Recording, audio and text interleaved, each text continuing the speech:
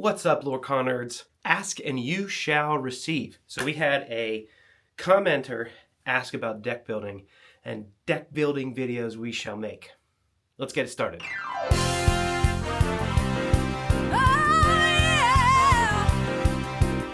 This is the beginning of our deck building series. Super excited to film these videos because honestly, deck building might be one of my favorite parts of Lorcana. The one note I should make before going any further is that my deck building videos are going to be vastly different than Noah's deck building videos. Noah's decks are more competitive and meta-based, something that you might see at the Disney Lorcana Challenge, at a paid tournament, etc. He really wants to do well at our local gaming store, which I do too. But my interest in it is more fun, is more in experimenting, and that's really my personality. I want to find a card and say, ooh, what does this do? And then see if I can maximize its value. That's kind of the heart and interest of any of the decks that I've built so far. After abandoning Amber Amethyst, I shuttled Amethyst to go off and pair with Ruby, so I needed somebody else to hang out with Amber, and Sapphire slid right in, because I've never played with Sapphire up until this point. And so I just kind of sat there. I was like, oh, okay. Sapphire, Amber, what's good about them, and what cards do I have that are of any interest? And so as I looked at the cards that I had this one card, Sheriff of Nottingham. 9-drop, quests for 4. He's a 5/9, I think. Here, I'll post the card right here so I can be really sure.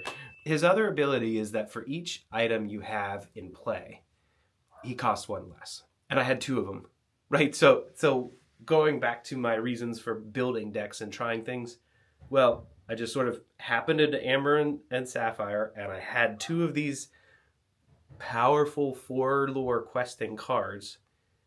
What do I do with them? I started thinking about the strengths of each of these different ink colors. Sapphire is the ramp king, right? You want to build your inkwell as fast as possible. So I knew I needed to get ramp. And then I started thinking about some of the ways I had played Amber. So how do I get to my high cards as quickly as possible? So I started playing around with the 1-drop Pluto, the 2-drop Lantern, the 2-drop Huey. And that seemed to, maybe not as regularly as I wanted to, but that helped get to the other high cards. So I thought, wait a second, if I can ramp with blue and then lower the cost of my characters, can I get to maximally powerful Sapphire and Amber cards super quickly? The answer is yes-ish, because the first time I put it together, I wasn't really ramping to much of anything. I had the 2 sheriffs, and I'm pretty sure at the time I only had 1 Simba Whisper, and then the rest of it was just like, bleh.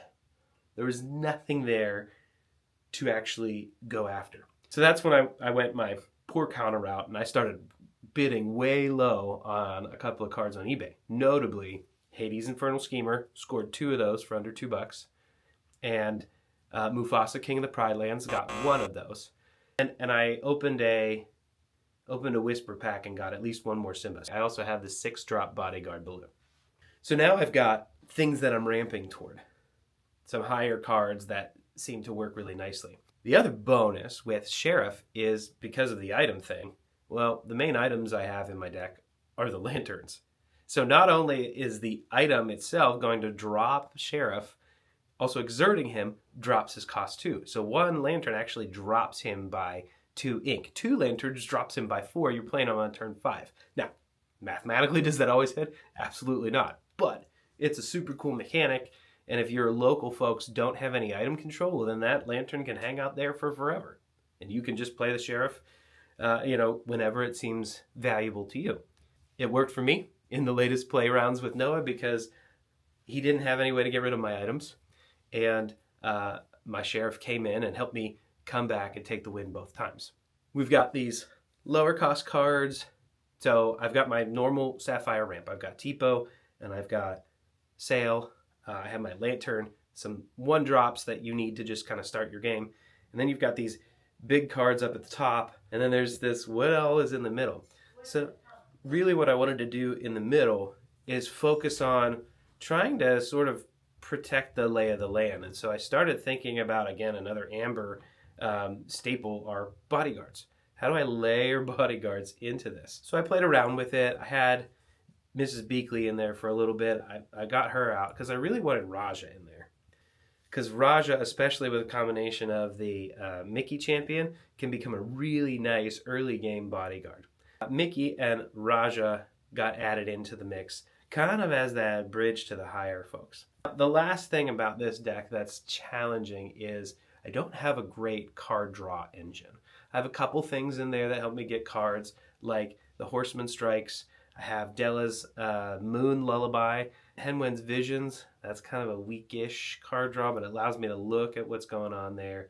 And then honestly, the rest of the deck was basically rounded out by the fact that I had pulled 2 legendary Daisy Ducks. And so I thought, oh, well, let's just throw Daisy in there. So the 2-drop Daisy is in there, so I can shift to the Paranormal Investigator, and then the Sapphire Champion Daisy slotted in there as well. I'm sure there are a couple other cards I'm not thinking about right now, but I'll put the link to the deck on Dreamborn below. That way you can peruse it, see what's going on there, mix and match to your desire. Love to hear back if you guys have changed anything up about my deck design, what's working better or not. And then frankly, if you say, hey, this card would make a massive difference and you should shed that card, well then now I know my next single cards that I'm going after. So, hope you enjoyed this. Stay tuned for more deck building videos. See you later, Lorcanards.